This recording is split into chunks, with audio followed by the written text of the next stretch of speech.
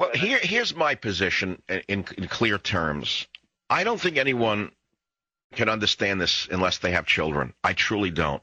I think that people who have not had children, raised children, can understand what we're talking about when we say we don't want our children brainwashed. Let me explain why. At age 5, 6, 7, 8, 9, when they're being brainwashed about the wonders of the gay lifestyle, children don't even understand sexuality. Would you agree with that? Absolutely. They don't know what sex is. You brainwash the child when they're 5, 6, 7, 8, 9 into thinking they might be gay. When the teachers start brainwashing them and say, well, you know, you might be gay. What does a kid know what that means? A kid who's 9 years old has no sexual drive at all, generally. So he hangs out with his friends, if he's a boy, with other friends. And they say, well, if you like the company of other boys, you might be gay. What they're doing is brainwashing boys into becoming gay and girls into becoming gay by telling them that. That's outrageous to put that in the children's heads.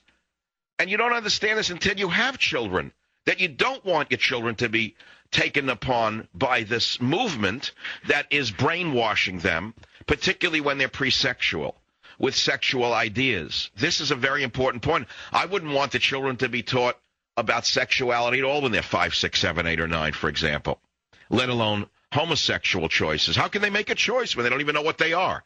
So a kid who might be slightly effeminate, let's say a boy, for example, is not particularly macho. He doesn't like to play games. He doesn't like to run around in the football field.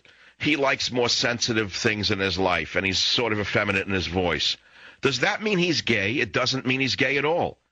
But if you start telling a child like that, well, you're probably gay because of the way you are, you take a wonderful person with a great genetic possibility and you castigate that person into the well of loneliness for the rest of his life. Moreover, you deny the human gene pool of some very valuable DNA. And I want to keep repeating this. I have said this for 15 years, as long as I'm in the radio. One of the reasons America is suffering right now is because so many people who are gay have not had children. You heard me.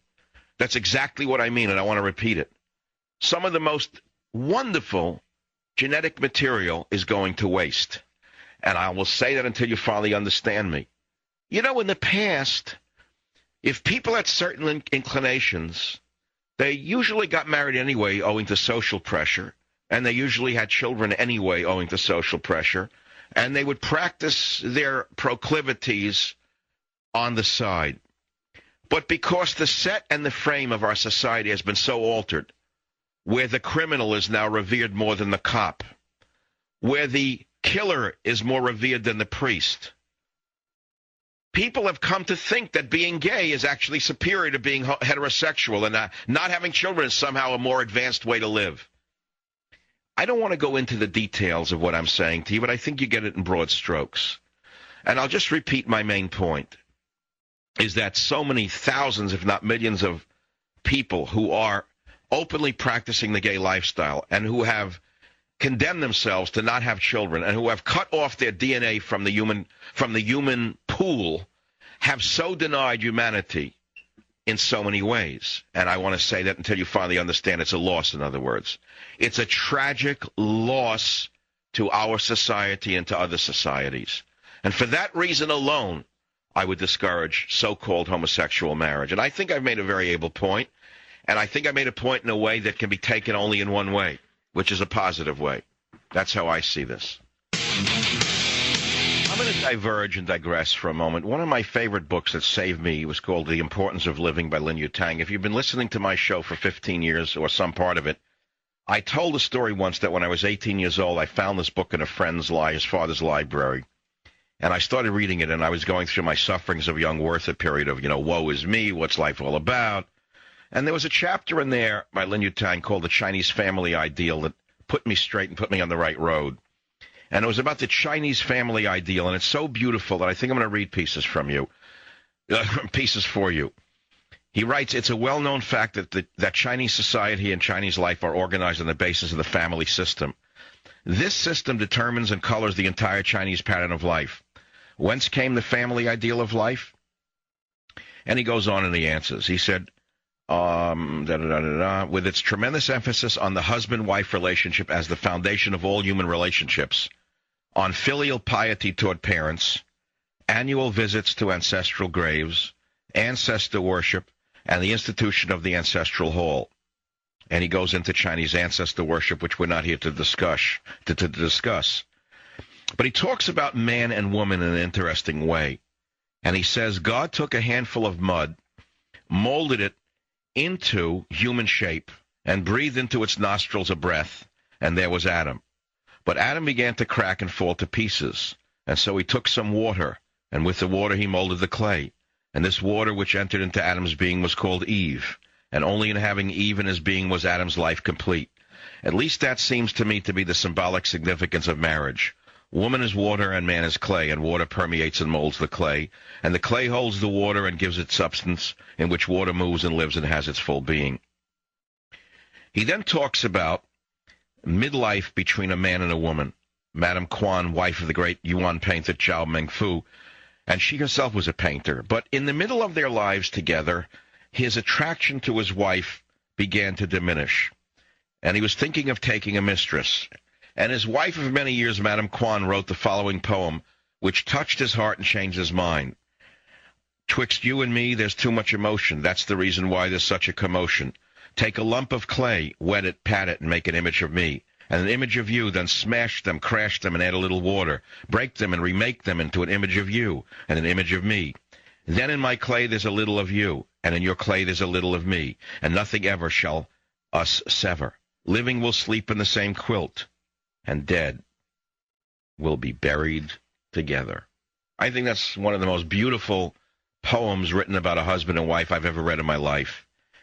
And I don't hear this anywhere. I don't hear anyone celebrating man and woman. I don't hear anybody celebrating marriage and family. I don't hear anyone celebrating family and children and ancestors. I hear none of this. We're living in a very unbrave new world, and it ties right into our political structure. Our political structure has also evolved into something it was never meant to become in this country. It has been tried before. The system that Obama is trying to impose upon us to bring it down to brass tacks is really not an American system. This system, by the way, is not limited to Obama. It was started a long time ago in this country. And I have used the phrase the neo-Marxist system of Obama, and I use it again and again.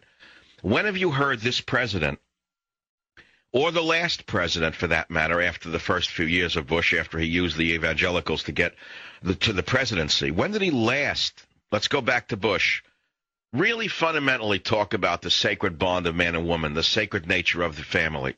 I didn't hear much of it from Bush. Maybe he did it. Maybe I missed it. Maybe I had the chicken pox when that lesson was given. I don't remember him talking about it. I believe most politicians use various groups until they don't need them, and they have no fundamental beliefs of their own, or if they do, we don't know what they are. But Obama is a married man to a beautiful woman called Michelle. He has 2 beautiful children. Why doesn't Obama ever discuss the beauties of marriage? You would think that a man who is married himself, but in particular for the black community, you heard the caller earlier, why doesn't he talk about the beauties of marriage and the beauties of family? Well, I'll let you figure out why. Let you figure out what forces and influences are controlling every power structure in the Western world today. The Chinese Family Ideal by Lin Yutang in the book The Importance of Living. But I don't understand why relegating same-sex couples to domestic partnership doesn't work. I still don't understand that. Domestic partnership doesn't give them the same rights as a marriage does. Bob, I want to ask a side question because we'll disagree on this. When did your daughter know she was not heterosexual? Somewhere in her 30s. Had she been married to a man, or had she dated men prior to that? Yes. All right. Well, this is something that's going on, and it goes back to my fundamental point, which is that when you make something too accessible, you remove too many people from the normal track of marriage and family. When I was a kid, you had to get married, and you had to have children. That's how society goes forward. The societal pressures must be upon the children to get married and have children, or we're dead as a people. Savage. Because it's the last thing I want people to think is that I have some kind of, hidden agenda or antipathy towards gay people, which I really don't. I myself don't practice that particular way of life. On the other hand, I've met people who are gay. So what? It doesn't mean anything to me. And whatever they are as a human being, they are to me. But when I see the radical gays pushing this agenda, that bothers me. That's what bothers me. Savage.